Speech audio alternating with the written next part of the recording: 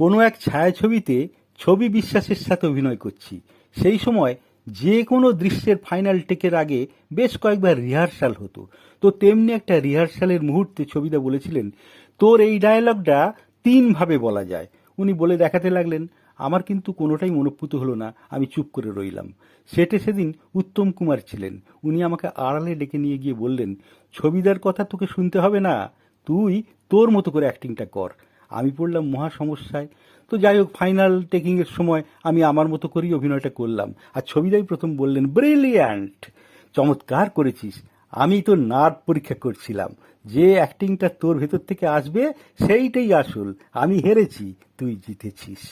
উনি আরেকবার বলেছিলেন, তোর সঙ্গে অ্যাক্টিং করা মানে পিং পং খেলা, এই আমি মারছি, এই তুই মারছিস। যেদিন আমরা আর থাকবো না সেদিন দেখবি পিং পং খেলার লোকও আর নেই। সত্যিই তাই, সবই স্মৃতি।